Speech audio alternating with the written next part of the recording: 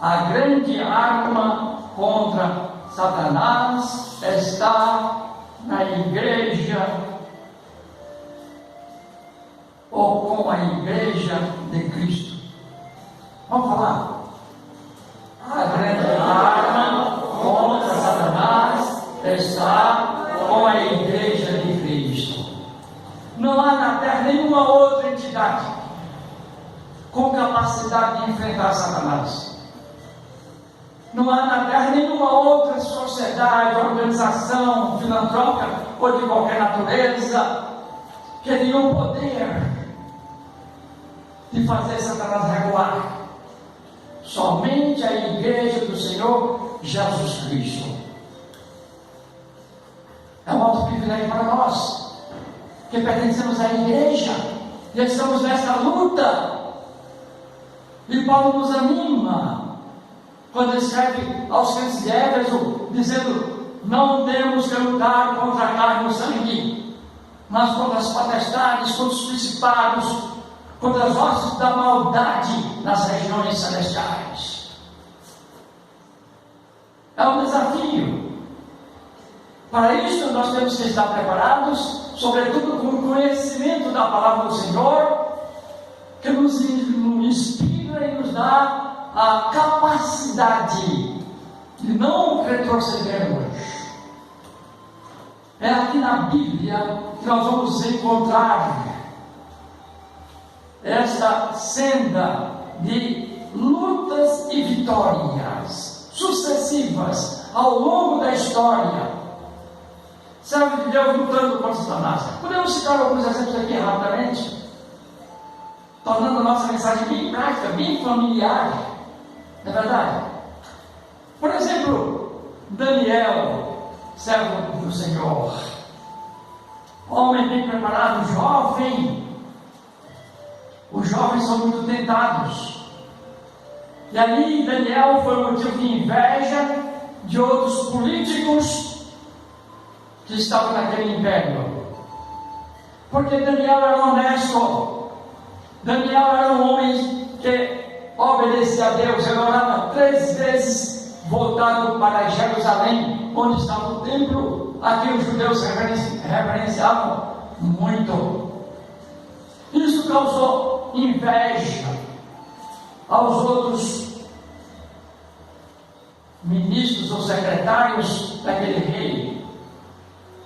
Então, vocês conhecem a história, sabe que eles, de modo astuto, levaram o rei a criar um decreto para que ninguém adorasse outra pessoa senão o rei, bajuladores. E o rei não se lembrou de Daniel. O rei gostava tanto de Daniel. E qual a sentença? Que qualquer um que adorasse outra pessoa que não fosse o rei, que invocasse a outro Deus que não fosse ao rei, deveria ser jogado na cova dos leões. Armação satânica.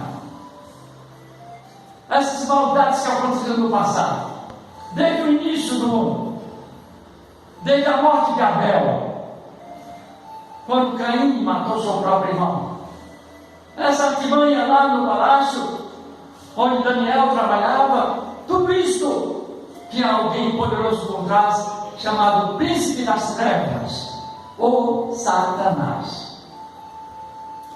O hebraico significa o adversário. E então eles pegaram Daniel orando, não ao rei, mas ao Deus Senhor dos Senhores.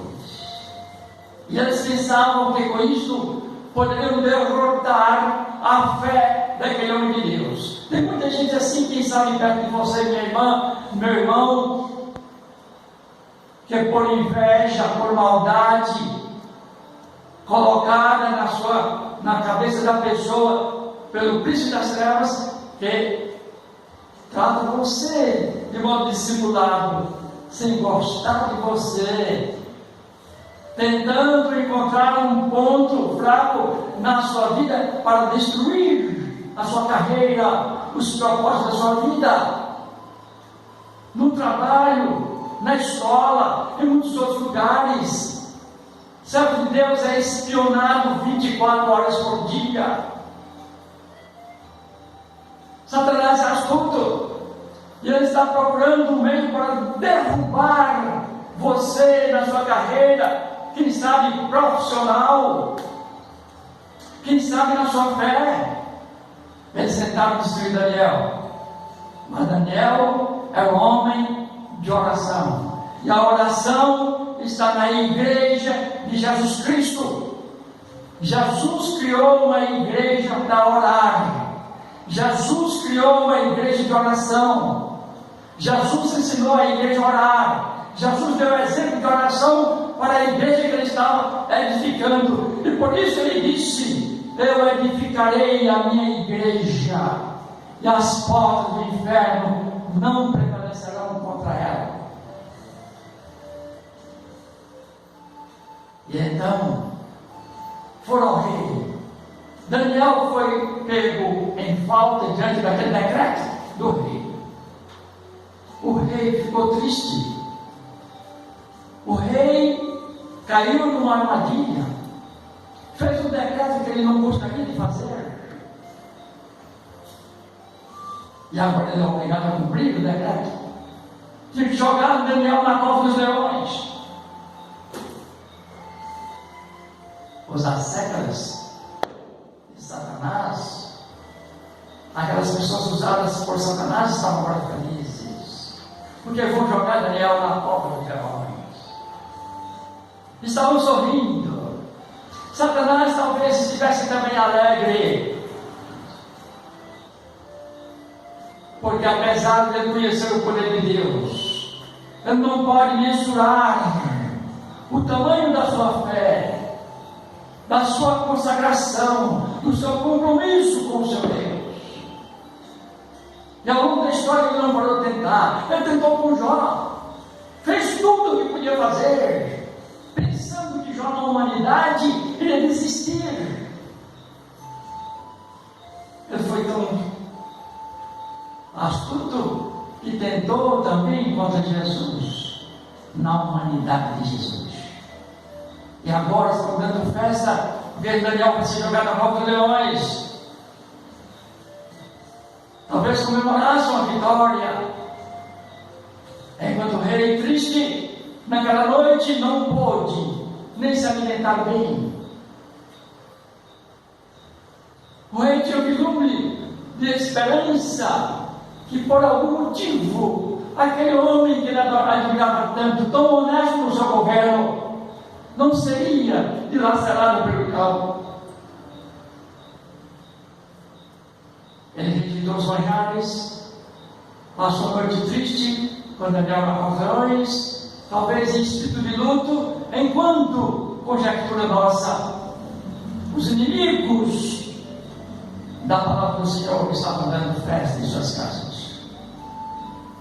E ao amanhecer o dia, que maravilha!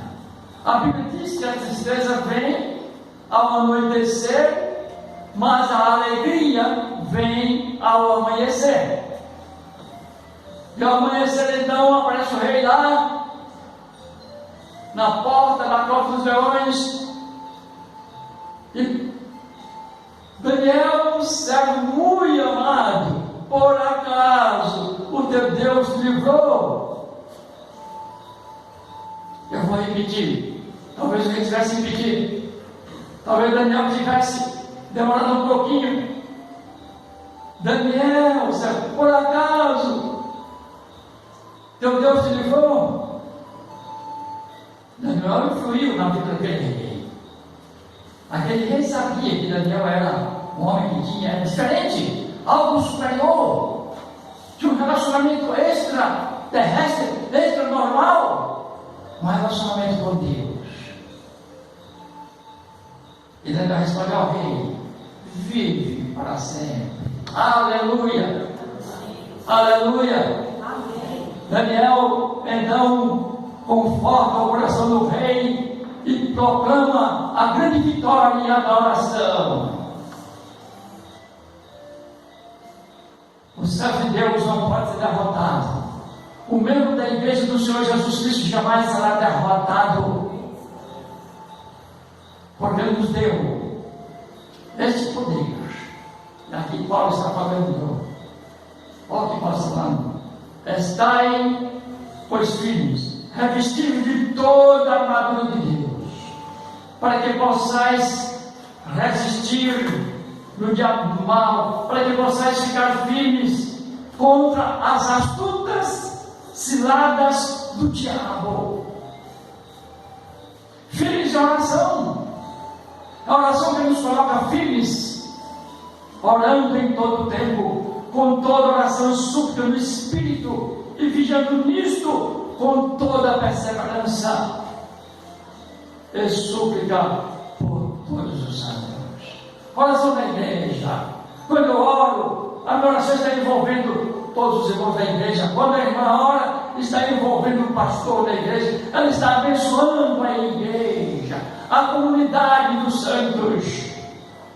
Nós somos o tempero do país. Nós somos o sal do município, do nosso estado. Se negligenciarmos isto, Satanás vai bater palmas. Há muita gente que quer resolver os problemas que estamos passando.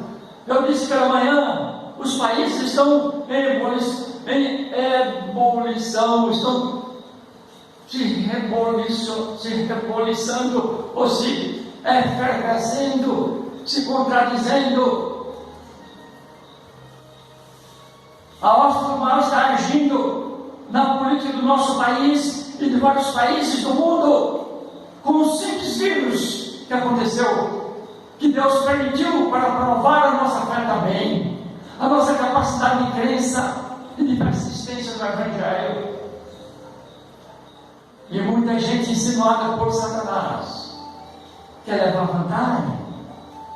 Não vamos vencê-los discutindo com a mesma arma. Davi não usou a mesma arma do gigante Golias. Ele usou a arma de Deus. Simplicidade. Porque ele era um homem de oração. Ele podia dizer: eu venho em nome do Senhor. Ele podia derrotar o gigante Golias. Se Davi, na fé, derrotou o gigante Golias, igreja, os servos do Senhor têm que entenderem, todos, que nós temos o poder de derrotar o mal. A nossa luta é contra os espíritos maus que estão no governo. Vamos orar para Deus expurgar o sistema social do nosso país. Nós temos que orar intensamente, todos os dias, implorar, porque o Senhor mandou: clama a mim, não ao juiz, não ao promotor, não ao político qualquer, não à polícia. Outro dia, na construção, a família, bandidos entraram lá, creio que mais de um, roubaram mais de 12 treliças de 8 metros cada uma. E até a pessoa me falou: faz um BO da placa. De jeito nenhum, eu já fiz o BO para o céu. Eu já falei com o Senhor dos Senhores. E falei no ouvido, eu comprei 2 treliças das que foram roubadas lá na nossa rua, de volta,